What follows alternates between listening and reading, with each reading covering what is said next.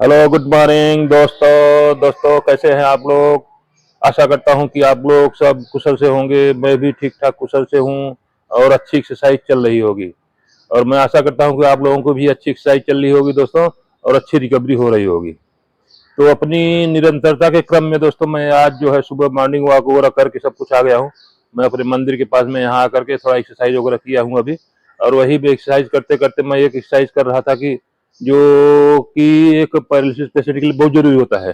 उसे बोलते हैं स्क्वाट, यानी उसको हिंदी भाषा में बोलते हैं दंड बैठक, उठक बैठक, उठक बैठक लगाना।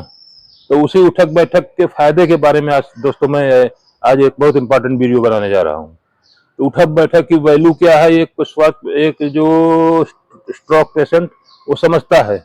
क्योंकि दोस्तों उठक बैठक जो है एक इनिशियल स्टेज से लेकर जब जिस समय एक पैरालिसिस पेशेंट को वो स्ट्रोक आता है उस समय से लेकर के और लास्ट तक जिस समय वो स्ट्रांग होता जाता है, कितना भी स्ट्रांग होता जाए उसकी जरूरत पड़ती ही पड़ती है। यानी और दूसरी बात दोस्तों, इसको एक यानी बुजुर्ग बूढ़ा आदमी से लेकर के एक नौजवान तक सब कर सकते हैं।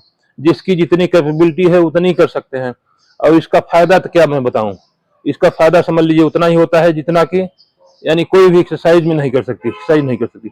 अगर उठक बैठक लगाता है यानी स्क्वाट करता है एक पेशेंट, तो उसकी समझ लो कि हर मसल्स के पाँव के फिंगर से लेकर के ऊपर तक चले जाओ, यानी लोअर बॉडी की मसल्स में तो ज्यादातर स्ट्रांग होती यानी एक्सरसाइज होती है, इसमें मजबूती आती है।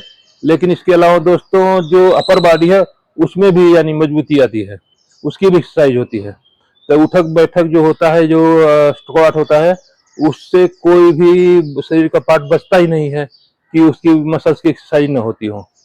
सबसे वैसे मैक्सिमम ज्यादातर जो लोअर बॉडी है उसकी एक्सरसाइज ज्यादा होती है, अपर बॉडी की कम होती है, लेकिन इंगेज सभी मसल्स होती है इसमें। इसलिए दोस्तों हर एक पेशेंट को स्क्वाट जरूर करना चाहिए।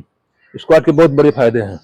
तो उसी स्क्वाट को करने के लिए दोस्तों, अच्छा दोस्तों, स्क्वाट में भी दो टाइप का स्क्वाट होता है। एक तो होता है हाफ स्क्वाट, एक होता है फुल स्क्वाट।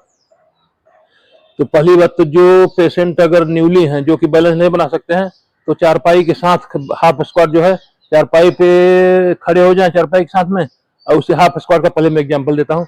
इसमें आपको पता चलेगा कि हाफ यानी घुटने से मोड़ करके जो हमारा हिप ये कूल्हे का पोजीशन हो चारपाई की लेवल तक, चारपाई पे टिकाना नहीं है, वहां पे टच करके फिर ऊपर हो जाना है। जो न्यूली पेशेंट है जो कि नहीं कर सकते हैं, और जो कर सकते हैं उसको कोई सपोर्ट की जरूरत नहीं है और कोई जरूरत नहीं है, वो पूरा हाफ स्क्वाट करेंगे और फिर पूरा ऊपर आएंगे। तो उसी दोस्तों क्रम में मैं पहले 5 बार मैं हाफ स्क्वाट करूंगा और उसके बाद 5 बार फिर फुल स्क्वाट करूंगा।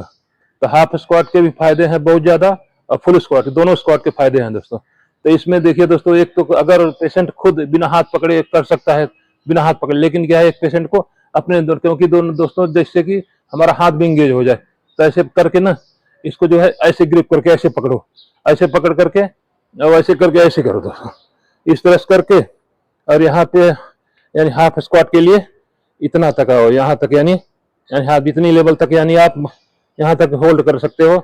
यहाँ तक आकर के उसमें ये भी ध्यान देना है कि जो इफेक्टेड पाँव है उसके ऊपर भी जोर आना चाहिए।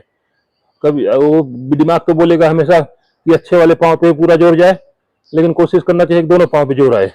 और इतना दूर तक ऐसे घुटने को फोल्ड करो, यहाँ पे 5 सेकंड 10 सेकंड के लिए होल्ड रखो, और फिर जो है दोबारा वापस आ जाओ। फिर जो है हाथ को इस तरह से करो दोस्तों, और ऐसे करके यहाँ पे आकर के यहाँ पे ऐसे 5 सेकंड या 10 सेकंड जितना होल्ड कर सकता है पेशेंट उतना होल्ड रखो, और फिर जो है यहाँ पे फिर ऊपर आ जाओ।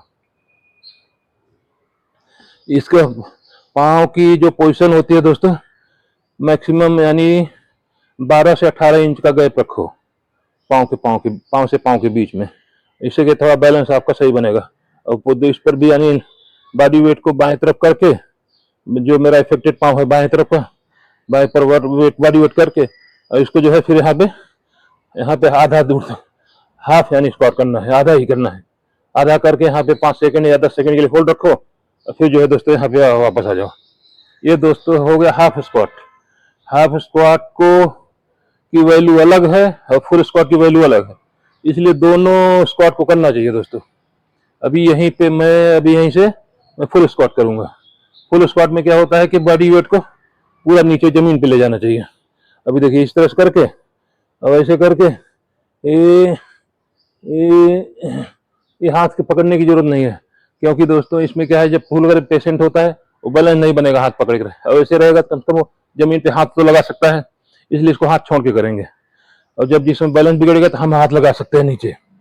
अब उसमें क्या हाथ ग्रिप रहेगा तो आप जो है हाथ का काम नहीं कर पाएंगे, इसलिए जो है हाथ को छोड़ करके फुल स्क्वाट जो है करना चाहिए। फुल स्क्वाट के लिए अभी मैं देखिए दोस्तों इस तरह से, यानी इस तरह से मैं नीचे होगा, वैसे गया वैसे गया, यहाँ पे ऐसे टिका, थोड़ा सा सपोर्ट लेना पड़ रहा है, वैसे इसे बिना सपोर्ट के करना चाहिए।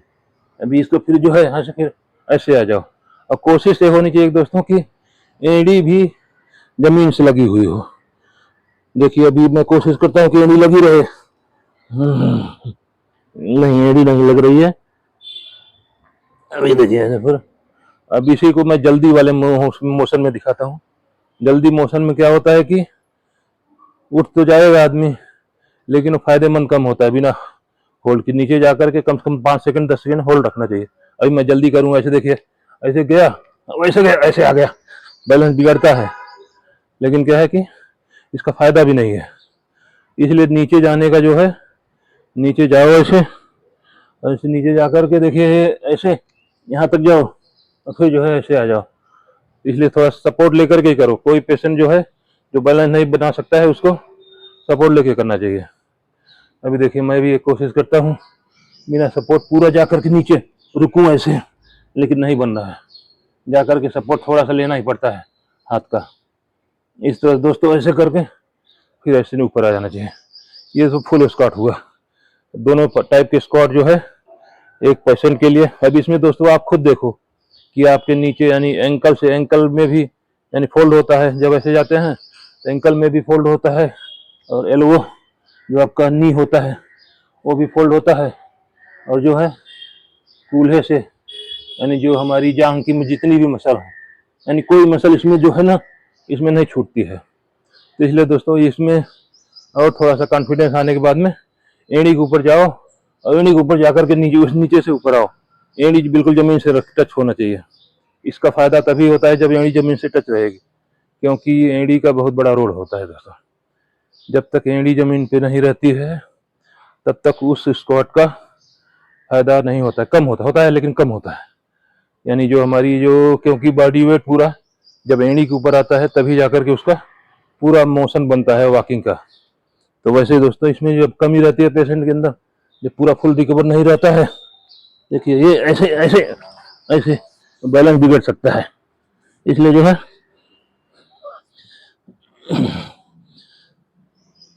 जो है कभी भी सेफ्टी से करो, और जो है सपोर्ट लेके करो। कोई जरूरी नहीं, जब नहीं अभी पूरी रिकवरी है, जब यानी एड़ी ऊपर रख करके आदमी स्क्वाट कर लेगा तो समझ लो पूरी रिकवरी हो ही गई है उसकी। जब तक एड़ी टिकाए बगैर एड़ी नहीं लगती है, यानी एक पेशेंट को इंडियन टाइप का जो टॉयलेट होता है उसमें जब बैठ करके वो टॉयलेट इस्तेमाल करके उठ जाता है, तब समझ लीजिए उसकी रिकवरी हुई है पाँव की। अब ऐसे देखिए अभी दोस्तों ऐसे ऐसे इस टाइप से करो। ये हाथ जो है यहाँ पे ला कर टिक सकता है, यहाँ पे टेको। बस दोस्तों, बस अभी इस वीडियो को मैं यहीं पे फिनिश करता हूँ। दोस्तों अच्छी एक्सरसाइज है स्क्वाट जो है, स्क्वाट में हाफ स्क्वाट और फुल स्क्वाट दोनों स्क्वाट कीजिए, अच्छा फायदा मिलेगा। हर पेशेंट, हर टाइप के, न्यूली पेशेंट और जो ओल्ड पेशेंट है, सबके लिए फायदेमंद है। तो दोस्तों वीडियो अच्छा लगे तो वीडियो को लाइक कीजिए, चैनल को सब्सक्राइब कीजिए, और किसी ज़रूरतमंद को शेयर कीजिए दोस्तों। और दोस्तों कोई अगर किसी का सुझाव होता है किसी प्रकार का, और इस एक्सरसाइज से आपको फायदा मिलता है, दिखता है आपने फायदा उठाया है, तो इसके बारे में भी कमेंट करके बताइए कि हाँ मैंने इस्तेमाल किया है और इसका फायदा मिला है। तो इस तरह से कमेंट करके दोस्तों बताइए। दोस्तों यहीं पे मैं वीडियो को फिनिश करता हूँ। थैंक यू दोस्तों, मिलते हैं अगले वीडियो में।